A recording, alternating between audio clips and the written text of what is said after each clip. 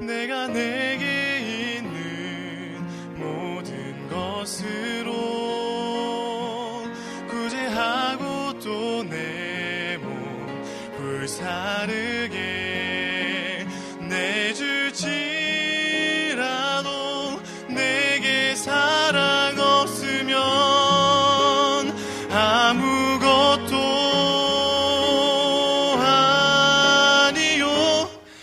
사랑은 오래 참고 사랑은 온유하며 사랑은 시기하지 않으며 무례히 행치 않고 유익을 굳지 않고 모든 것을 견디느니라. 내가 사람의 방언과 천사의 말에도 사랑 없으면 소용없고 예언하는 능력이 있어 모든 비밀 지식 사랑 없으면 소용없도다. 내가 내게 있는 모든 것으로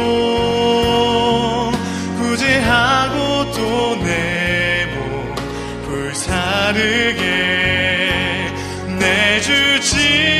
내줄지라도 내게 사랑 없으면 아무것도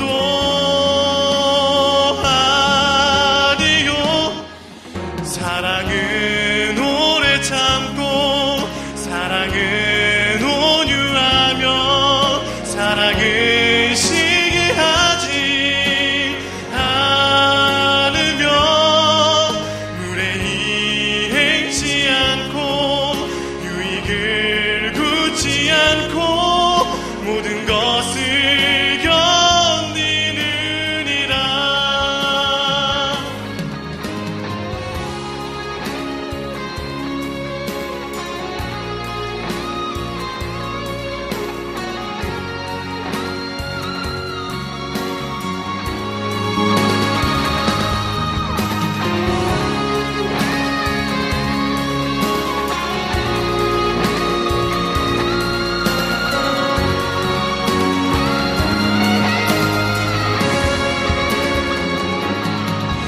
사랑은 오래 참고 사랑은 온유하며 사랑은 시기하지 않으며 무례히 행치 않고 유익을 굳지 않고 모든 것을 견디느니라.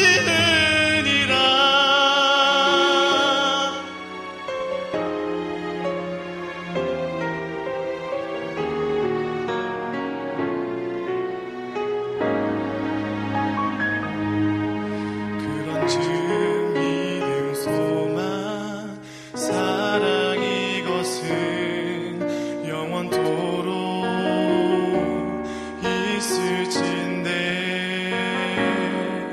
그중 제일은 사랑이라 그중 제일은 사랑이라 그중 제일은 사랑이라.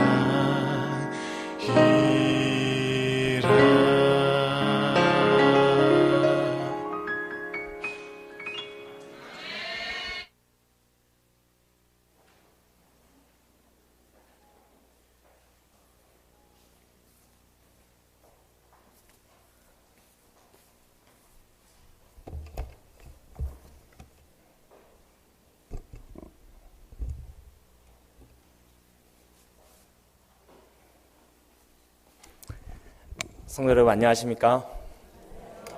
전도사 이시영입니다. 김아람 전도사님이 성도님들의 얼굴을 환하게 밝혀주신 것 같습니다. 네, 제 설교보다 찬양을 좀 더 듣고 싶지만 네, 어쩔 수 없이 제가 설교를 하겠습니다. 오늘 찬양과 이제 첫 찬미를 들으시고 오늘 저의 설교의 주제를 성도님들께서 좀 아실 텐데요. 저는 오늘 사랑에 대해서 이야기하도록 하겠습니다. 사랑은 책임지는 것이다 라는 제목으로 하나님의 말씀을 증거하도록 하겠습니다. 오늘 본문의 말씀은 룻기서입니다. 룻기서 3장에 있는 본문으로 오늘 은혜 나누도록 하겠습니다. 저희는 지난 두 번의 시간을 통해서 룻기서 몇 장과 몇 장을 다뤘죠? 네, 1장과 2장을 나누었습니다. 룻기서의 시작은 흉년과 기근과 죽음이었습니다. 1장에서의 죽은 자들은 장사되고 살아남은 나오미와 또 룻의 이야기가 전개됩니다. 신앙이라는 것은 어떻게 해서 전달된다 그랬죠? 네, 함께함으로 신앙은 전달됩니다. 가족이 함께함으로 이 부모님의 신앙은 자식들에게 전달이 되고요. 부부가 함께함으로 남편의 신앙이 아내에게, 아내의 신앙은 또 남편에게 전달이 됩니다. 이렇게 전달된 신앙은 나의 신앙으로, 즉 신앙의 홀로서기를 통해서 나의 하나님으로 자리 잡게 됩니다.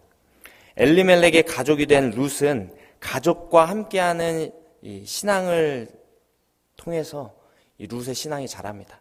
또 홀로 서는 믿음을 통해 끝까지 이 시어머니인 나오미 곁을 지키며 베들레헴에서 같이 살게 됩니다.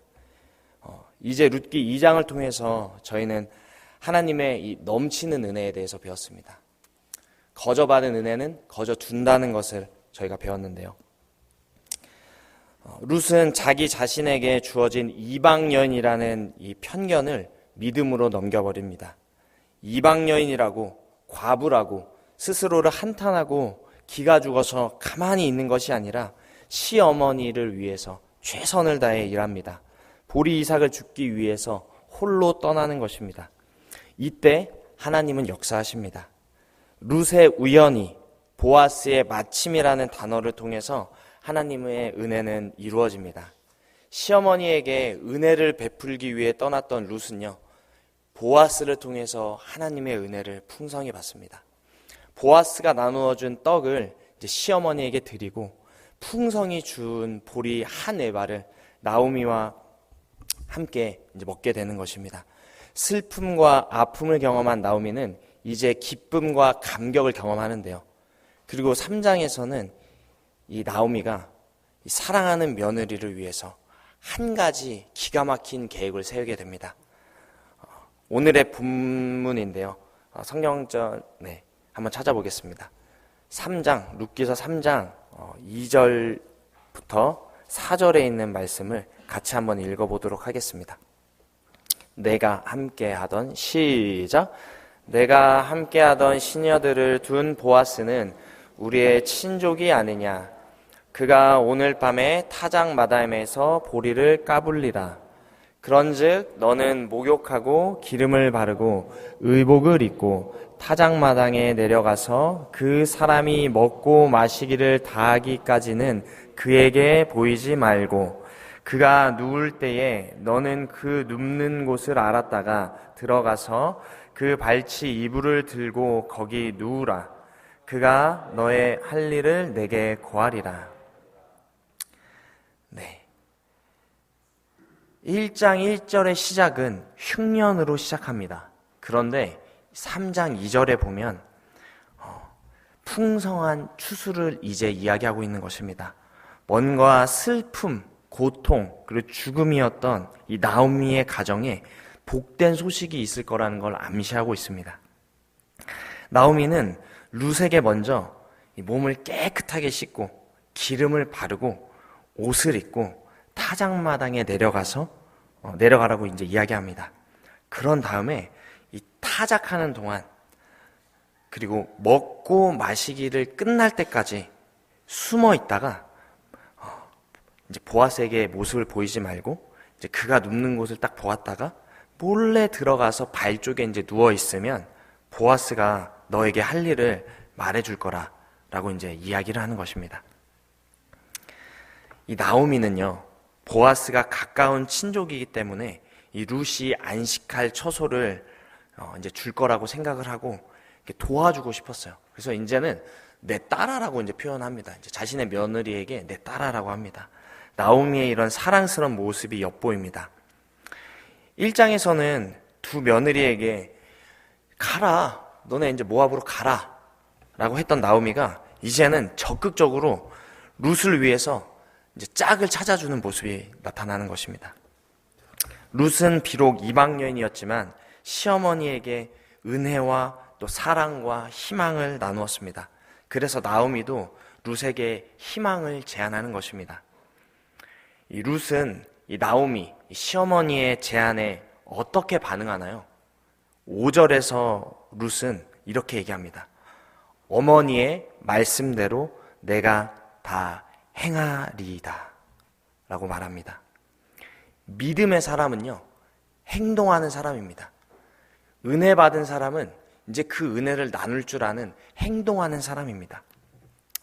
만약 룻이 여기서 어머니 보아스처럼 믿음의 사람, 유력하고 유능한 집안의 사람이 저 같은 이방 여인에게 관심이나 있겠어요? 더군다나 우리 집안은 지금 어떤 집안이에요? 망한 집안이잖아요. 시아버지 돌아가시고 내 남편 죽고 저는 이미 결혼을 한 번 했던 여자인데다가 이방 여인이에요. 저는 보아스의 시녀보다도 못한데 보아스가 저를 쳐다보겠어요? 라고 이야기했다면 놀라운 하나님의 역사는 이루어지지 않았을 것입니다. 그런데 룻은 뭐라고 얘기한다고요? 어머니의 말씀대로 행하겠습니다 라고 얘기하는 것입니다. 순종하는 것입니다. 룻은 시어머니가 자신을 진정으로 사랑하고 또 믿어주고 신뢰한다는 것을 알았기 때문에 어머니의 요구에 따라 이 행동하기를 주저하지 않고 바로 그냥 행하는 것입니다. 순종한 것이에요. 자신의 상황과 처지를 넘어서 믿음으로 어머니의 제안을 볼 수 있었던 믿음의 여인이었습니다. 자기 스스로를 쳐다보면 도저히 불가능해 보이고 안 될 것 같지만 어머니의 제안에 그 담긴 깊은 뜻, 곧 자신에게 안식처를 주시려는 시어머니의 염려와 이 가문의 대를 이어야겠다는 그 의무를 기꺼이 받아들이고 용기 있게 룻은 보아스에게 갑니다. 성도 여러분은 이런 믿음의 사람이십니까? 행동하는 분이신가요? 제가 이 말씀을 준비하면서 스스로 회개를 많이 했는데 이유는 뭐냐면 지난 몇 주 전부터 저희 교회가 뭘 하고 있죠? 소그룹 전도회를 시작해서 화요일마다 소그룹 전도회를 하고 있습니다. 그런데 지난주에 제가 안식일부터 월요일까지 동중원 앞에 캠프리를 갔다 왔어요. 거기 가서 진짜 죽도록 일했습니다. 이라고 와가지고 화요일이 되었는데 성도님들께서 저를 너무 사랑하셔서 소그룹 할 때마다 저를 부르시는 거예요. 좀 쉬고 싶은데 청년반 소그룹도 해야 되고 교문 2반, 3반, 남양주반 이렇게 다 해야 되는 겁니다. 개인적으로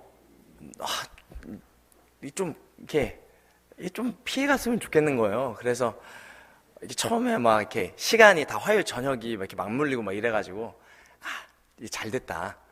이렇게 청년반 시간이 그때니까 시간을 좀 이렇게 안 된다고 해서 거절을 드려야겠다 했더니 성도님들께서 시간을 바꾸셨어요. 그래가지고 수요일 오전 2번과 수요일 저녁까지 이렇게 잡혔는데 너무 많았는데 제가 이 설교를 준비하면서 이 룻을 보니까 순종하는 거예요. 그래서 제가 이 설교를 준비하면서 마음의 양심이 어땠을까요? 찔리잖아요. 그래서 하나님 알겠습니다. 하겠습니다. 그래가지고 다 반장님들께 전화드려서 제가 가겠습니다. 어디로 가면 되나요? 연락을 드렸어요. 그래서 다 갔는데 짧게 얘기 드리면 정말 이 속으로는 정말 힘들다라는 마음이 들었는데 갔더니 수많은 성도님들로부터 사랑을 받고 또 같이 말씀을 나누면서 은혜를 받는 시간이 되었고 성도님들과 더 가까워지는 시간이 된 거예요. 그래서 하나님 말씀에 순종했더니 되게 복이 임한다는 것을 제가 이번 주에 체험적으로 깨달았습니다. 성도 여러분께서는 주님의 말씀에 기꺼이 순종하십니까? 교회에서 내려진 결정에 순종하시나요? 아니면 불평과 불만으로 지내십니까?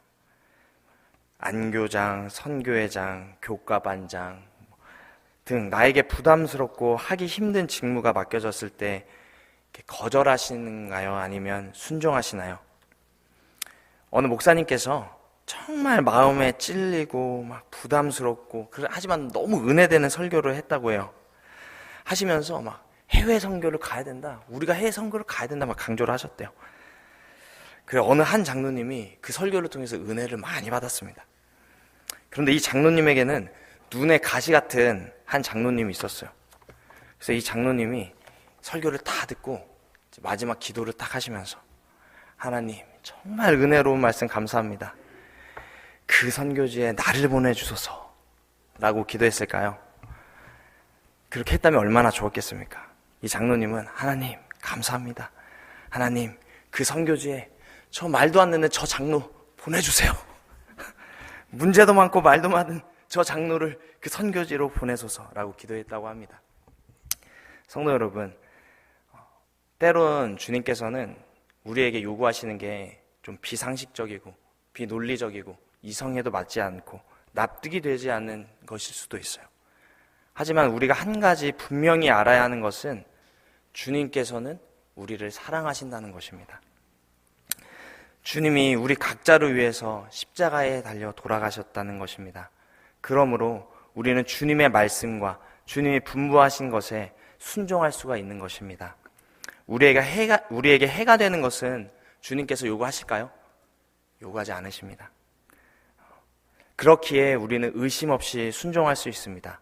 주님의 말씀에 순종하여 하나님께서 주시는 복을 풍성히 누리시는 저와 교문익교회 성도 여러분 되길 바랍니다. 네, 이렇게 순종하는 룻이요, 순종을 해서 이제 그 모든 걸 행하러 이제 떠납니다. 이제 보아스는요, 룻과 두 번째로 대면을 하는데요. 2장에서는 여러 사람이 있는 곳에 이제 공개적으로 이제 보아스는 룻하고 서로 만납니다. 그런데 3장에서는 룻은 타작마당에서 개인적으로 보아스와 어떻게 만나나요? 1대1로 만납니다. 보아스는요, 그날 타작을 다 끝내고 막 마음이 너무 즐거워서 먹고 마시고 자신의 잠자리에 탁 누웠어요. 자정쯤 되었을 때 이 보아스는 놀라게 됩니다. 왜 놀랐을까요? 막 몸을 이렇게 돌이켰는데 한 여인이 발치에 누워 있는 거예요. 다 같이 3장 9절을 한번 보겠습니다. 제가 읽겠습니다. 가로되 내가 누구뇨? 대답하되 나는 당신의 시녀 루시오니 당신의 옷자락으로 시녀를 덮으소서. 당신은 우리 기업을 물을 자가 됨이니이다. 네, 이제 저를 봐주세요. 네. 룻은 공손하고 또 겸손하게 말합니다.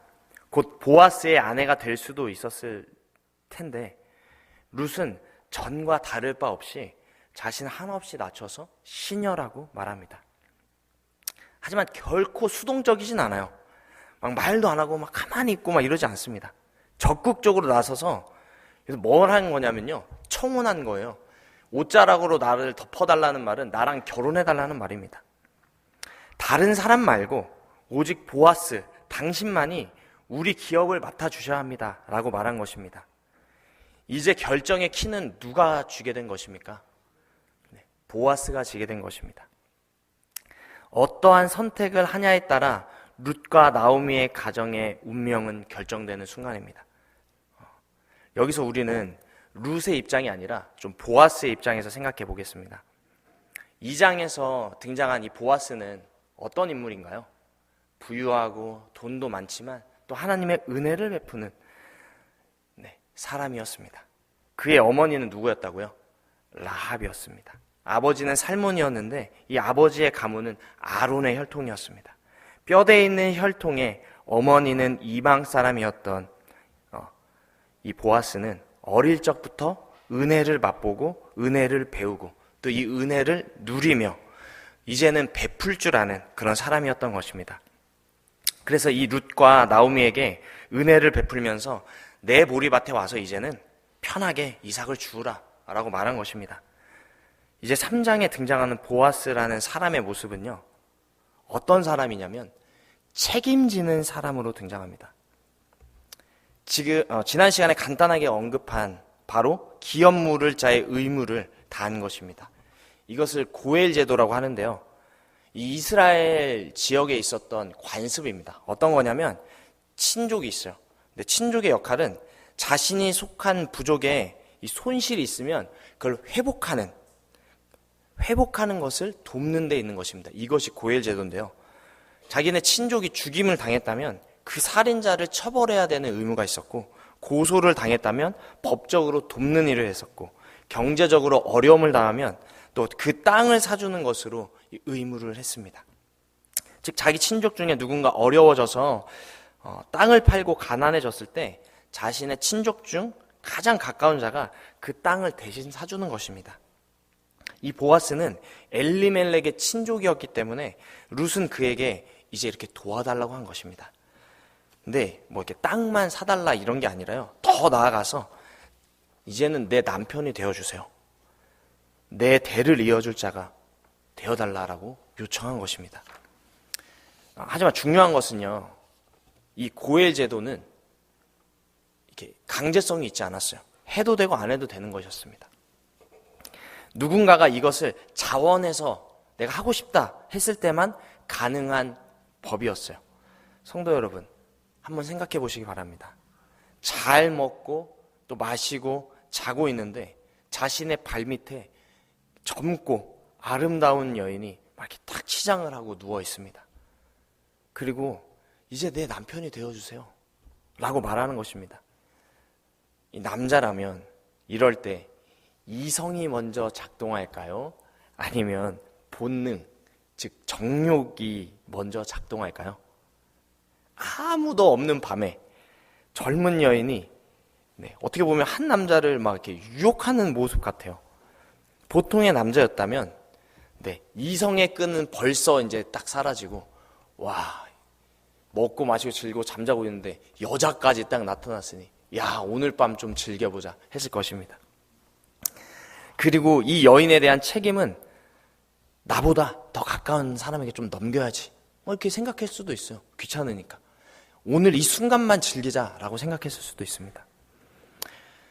요즘 세상을 보시면 너무도 현재를 즐기고 책임지지 않는 사랑의 모습들이 나타납니다.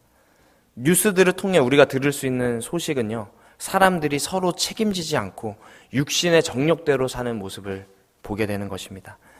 미혼 남녀들이 서로 책임지지 못한 상태에서 관계를 맺어 수많은 아이들이 태어나고 있고, 부모 없는 고아가 돼버리는 이런 세상, 부모가 자식을 버리고 양육권을 서로 가지기 싫어해서 재산만 탐내는 세상, 또 반대로 부모가 나이가 들어서 이제 부모님을 모셔야 되는데 아무도 부모님을 모시려 하지 않고 그 재산만 좀 물려받으려고 하는 자식들, 이런 모습들을 우리는 흔하게 볼 수 있습니다. 또 요즘에는 간통죄가 폐지되었죠. 더 이상 법적인 효력이 없습니다. 결혼을 통해서 둘이 하나가 되어 부부가 되었지만 중간에 내가 원하는 대로 남자 만나고 여자 만나는 것이 이제는 합법적이에요. 또 요즘에는 정규직하고 비정규직 사이에 엄청난 갭이 있습니다. 이 얘기를 하나 하려고 하는데 여기 청년들은 아마 느끼실 거예요. 이제 학생들도 곧 느끼게 될 건데, 요즘 사회는 책임지지 않습니다. 열정페이라고 해요. 젊은이들에게 일하는 걸 강요하지만 평생 책임지지 않습니다. 정규직이 그런 거죠. 이 정규직 사람들은요, 뼈 빠지게 일해야 돼요. 열심히 일해야, 잘 보여야, 이제 비정규직인 사람은 잘 보여야 이제 정규직이 될 수 있어요. 막 시킵니다. 하지만 계약서에는 그 명시된 날짜에만 돈만 주면 돼요. 그 이후에는 주지 않아도 됩니다.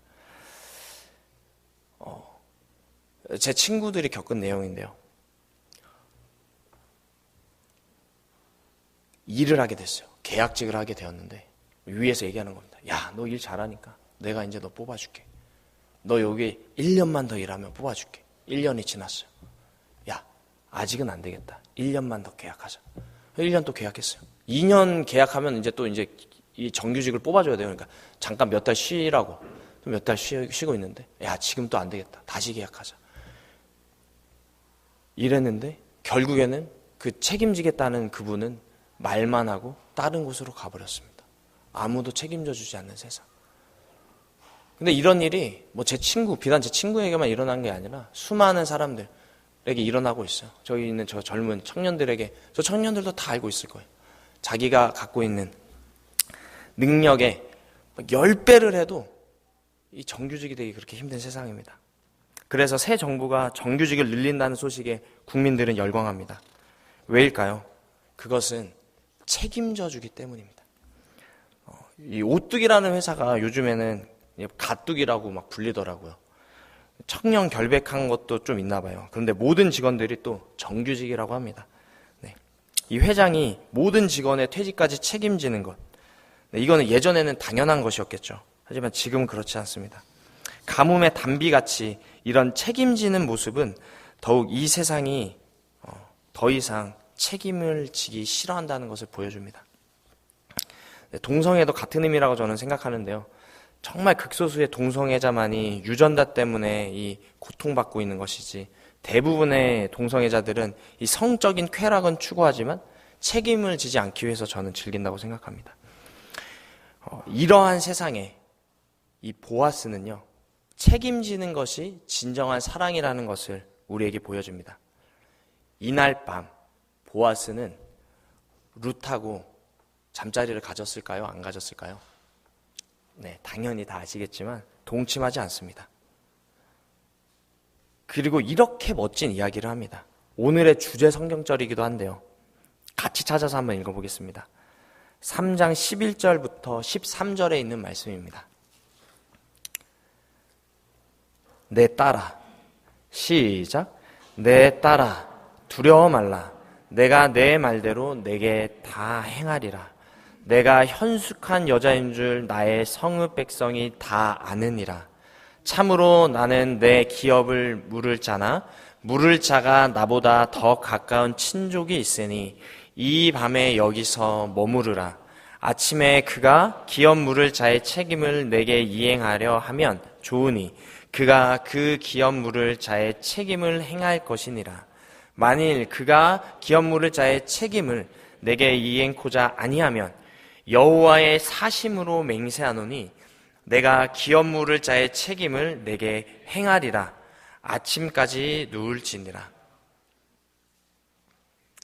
여기서 보아스는요, 육신의 정욕을 따르지 않습니다.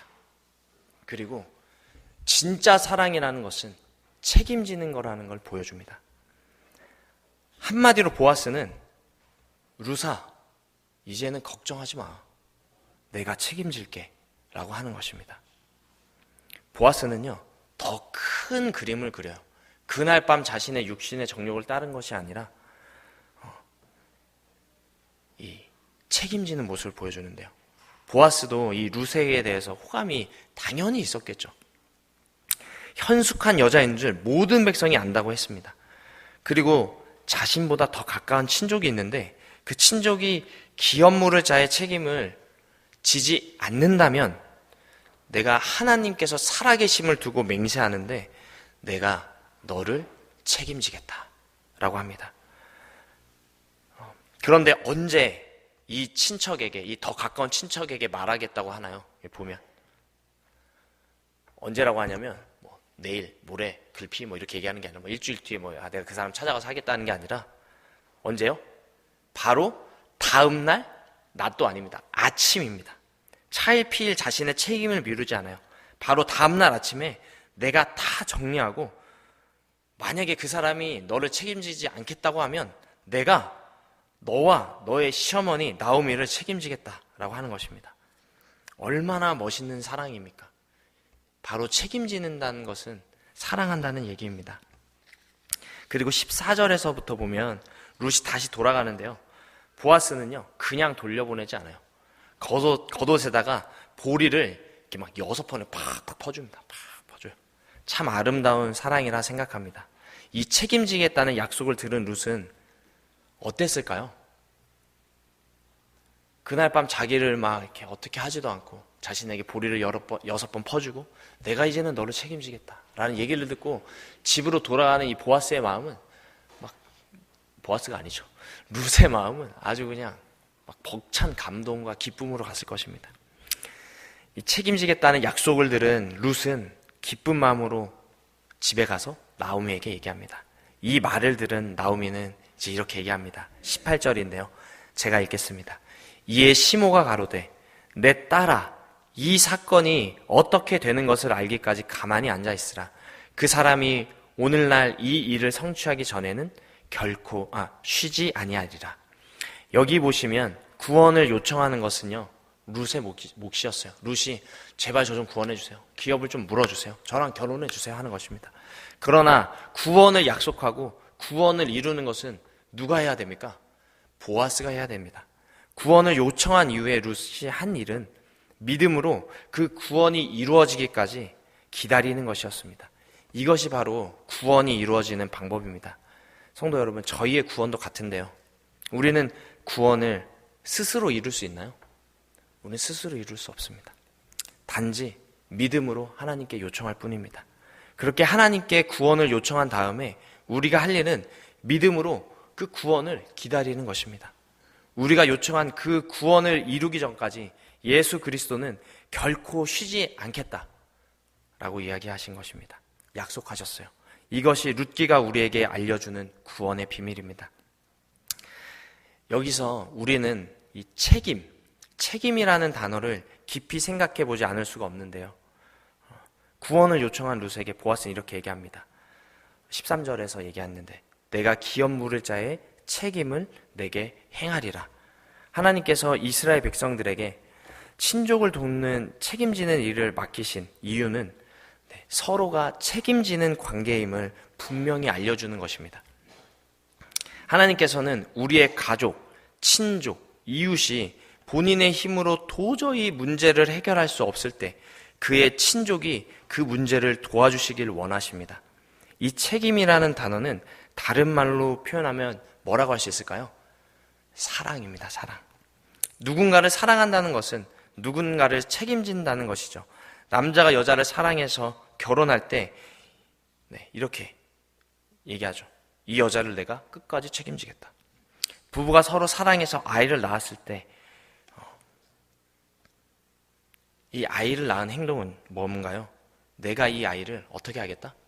끝까지 내가 책임지겠다 라고 이야기하는 것입니다. 이런 의미에서 예수님께서 우리에게 서로 사랑하라고 말씀한 것을 다른 말로 표현하면 너네 서로가 서로에게 책임을 져라 라는 뜻입니다. 성도 여러분, 기억하십시오. 우리는 서로 책망하는 사람이 아니라 서로가 서로에게 책임지는 사람인 것입니다. 누군가 부족하다면 그 사람을 비난하고 욕하고 뭐라 하는 것이 아니라 그 사람이 우리가 책임질 사람, 우리가 도와야 될 사람임을 기억해야 합니다. 하나님께서 그에게 없는 것을 나에게 주셨다면 그것은 그 사람을 비난하기 위해서가 아니라 이 나에게 주신 것을 그 사람에게 채우라는 것입니다. 책임지라는 의미로 주셨다는 것을 기억해야 합니다. 교회에서 같이 신앙생활을 하다 보면 좀 신앙이 부족하고 또 헌신이 좀 약한 분들이 계십니다. 그런 경우에 우리가 해야 할 것은 그 사람에게 가서 비난하고 욕하는 것이 아니라 그 사람을 책임지는 것입니다.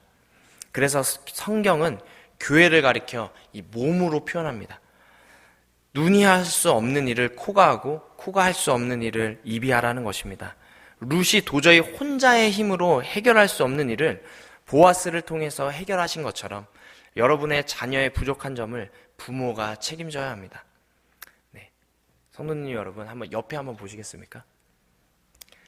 옆에 보시면 또 다른 성도님들의 얼굴이 보이시죠?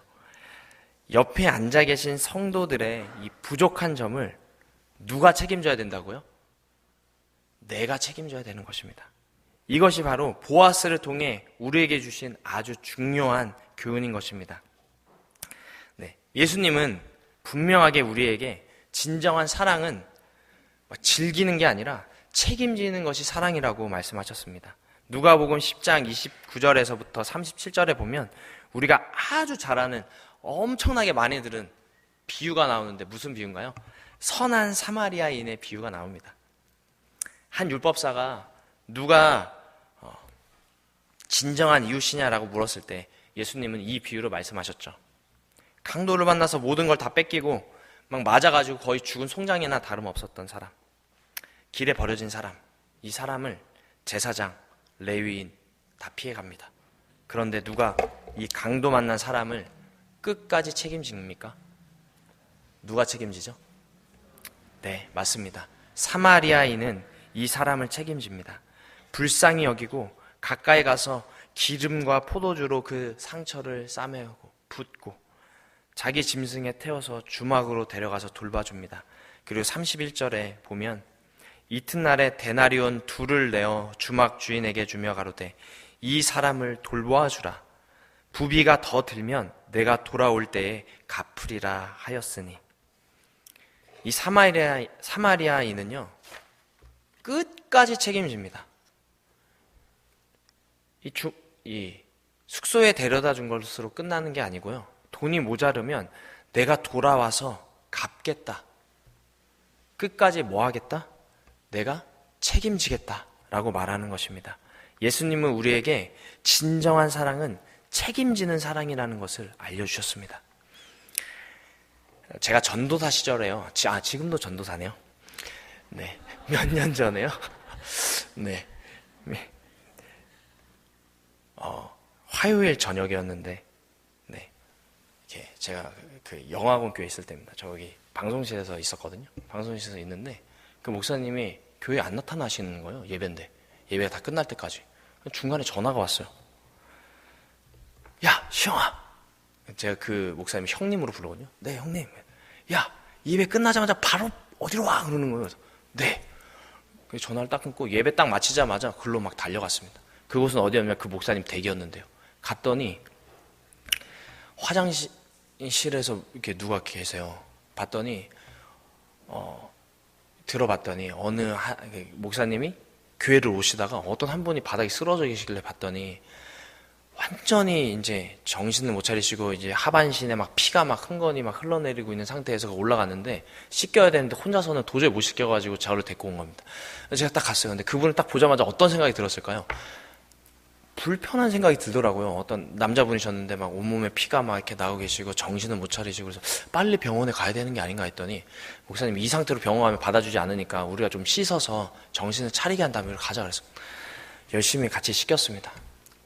네, 열심히 씻겼어요. 막 속으로 막 해야 되나 했는데 목사님이 야, 물을 뿌려 닦아. 네. 그냥 시킨 대로 했습니다. 열심히 이렇게 해서 그분을 깨끗하게 씻겨드리고 병원에 데려갔어요. 삼육서울병원에 어디죠? 응급실. 네, 맞습니다. 감사합니다. 응급실에 갔어요. 응급실에 가서 이제 그분을 이제 확인했더니 이제 이분이 결핵 환자셨고 또 완전히 밥도 못 드시고 이래가지고 이제 거의 생사가 이제 중환 중에 이제 이렇게 구한 겁니다. 그래서 그분을 거기에 입원시키고 이제 돌아왔는데, 돌아오면서 제가 내 할 일을 다 했다 라는 생각이 들었어요. 이제는 다 했구나. 집에 이제 딱 가는데 다음날 이제 며칠이 지났어요. 근데 그분이 거기 입원해 있는데 이 목사님이 또 다른 일을 계획했어요. 그분을 위한 모든 병원비를 로비를 시작한 겁니다. 모든 장로님들을 찾아가가지고 돈 좀 주세요 해가지고 그분의 모든 이 병원비를 다 준비를 하시는 거예요. 그래서 나한테도 시영아 너도 좀 해. 그래서 제가 장로님 돈 좀 주세요. 돈을 구했어요. 전 여기서도 끝날 줄 알았어요. 다 끝날 줄 알고 이분 이제 병원비만 해결하면 되겠다 했는데 일요일이 딱 되었는데 시영아 뭐하니? 저 아무것도 안 하는데요. 시영아 우리 재밌는 일 좀 하자. 네, 우리 집에 좀 갔어요. 갔더니 그분이 이제 퇴원하셔야 되는데 그분의 집을 갔더니 완전히 난장판에 바닥에 피는 있고 막 대소변을 못 가리셔서 완전히 지저분했는데 저한테 이러는 겁니다. 시영아 청소하자. 네. 그 집을 막 열심히 청소했습니다. 막 그 바닥에 막 모든 그 피와 막 이런 대소변들을 다 닦고 안에를 정리하고 안에 쓰레기들 다 밖으로 빼내고 모든 걸 다 정리를 했어요. 그래서 사람이 살만한 곳으로 좀 바꿨습니다. 그래서 하루 종일 청소를 했어요. 성도 여러분, 이 정도면 다한 것입니까? 책임을 다한 것인가요? 저는요, 책임을 다한 거 이상이라고 생각했어요. 와, 이보다 더 해줄 수는 없다. 야, 내가 부모님을 위해서도 이렇게 안 하는데 내가 이분을 위해서 이렇게까지 했네? 라는 생각을 했어요. 정말 많은 일을 했습니다. 다 치우고 안에 걸 다 빼내고 이제 그분이 딱 태어나는 날 이제 그분을 딱 모셔다 드리면서 야, 이게 마지막이다. 딱 이제 그분에게 그분의 정신 다 차리시고 너무 고마워하시는 거예요. 그분 이제 모셔다가 이제 댁에다가 이제 딱 모셔다 드렸습니다. 네, 여기서 끝이라고 저는 생각을 했는데 더 있었어요. 뭘까요? 다음날 목사님이 저한테 야, 시영아, 우리 동사무소에 좀 가자. 왜 갈까요? 네, 가서 이분이 하실 수 있는 일이 뭐가 있는지 그리고 도움을 받을 수 있는 일이 뭐가 있는지 찾아봐요. 그래서 제가 처음으로 동사무소에 가서 그런 걸 알게 됐어요. 아, 그렇게 사회보장제도가 되어 있고 이런 분들을 위해서 직업을 구할 수 있는 곳도 다 되어 있고 그런 게 다 무료로 되어 있다는 거 그때 처음 알았습니다. 가지고 또 열심히 알아봤어요. 그래서 그분이 이제 다시 재활하시고 건강을 찾고 일하기까지 끝까지 사회에 진출하시기까지 그게 몇 달이 걸쳤던 것 같아요. 그분이 쓰러져 있다가 건강이 회복해서 그거 할 때 일하실 수 있을 때까지 끝까지 책임지는 거 제가 그때 알았습니다. 사랑이라는 건 책임지는 거라는 걸. 근데 절대 목사님이 교회 오라는 소리를 그분에게 안 해요. 보통 그렇게 하면 이제 교회 오라고 할 텐데 그래서 목사님 왜 교회 오라고 얘기 안 하십니까? 이제 이분 교회 올 수도 있을 것 같은데 했더니 뭘 바라고 누군가에게 뭘 해주면 그거는 사랑이 아니라는 거예요. 그분의 마음이 동할 때 오실 거라고. 네. 오늘 저와 성도 여러분의 모습에서 끝까지 책임지는 사랑의 모습이 나의 가족과 친구와 세상에 환하게 비춰지길 원합니다. 오늘의 이야기를 요약해 보겠는데요. 오늘 우리는 시어머니의 말씀에 순종하는 이 룻의 모습을 보았습니다. 자신의 정욕을 따르고 사실요 한 가지 말씀 안 드린 게 있는데 이 보아스가요 막 이렇게 내 딸아라고 얘기하잖아요. 추정하고 있는데 이 보아스는요 나이가 많아서 이 엘리멜렉과 나이가 비슷한 연배래요. 그러니까 거의 한 5, 60대 이 룻은 한 20대 후반 정도라고 생각한다고 하네요. 그러니까 사실은 지금도 그렇지만 이때 당시도 그랬겠죠. 어떻게 보면 보아스가 룻의 눈에는 매력적이지 않고 좀 젊고 막 매력적인 남자를 만나서 이렇게 하고 싶었을 수도 있어요, 이 룻이. 하지만 이 시아버지 뻘인 보아스에게 찾아가 청혼을 요청하는데요. 이것은 엄청난 믿음입니다. 이렇게 행했을 때 보아스는요, 그저 즐기지 않아요. 보아스는 책임지는 사랑을 보여줍니다. 사랑은요, 감정이 아니고 뭐죠? 원칙입니다. 책임지는 것이 바로 사랑입니다. 성도 여러분 기억하십시오. 하나님께서는 서로가 서로를 책임지는 관계를 통해서 우리에게 구원을 이루시길 원하십니다. 그런 의미에서 저와 여러분이 누군가에게 은혜를 베푸는 사람으로 서로 책임지는 사람으로 살아간다면 분명히 하나님께서는 우리를 통해서 구원을 이루실 것입니다. 은혜를 베풀고 책임을 지는 보아스의 모습이 저와 여러분의 모습이 되도록 우리 각자를 통해서 하나님의 놀라운 구원의 역사가 우리 가정과 또 교문리 교회에 충만하길 바라며 오늘 말씀 마치겠습니다.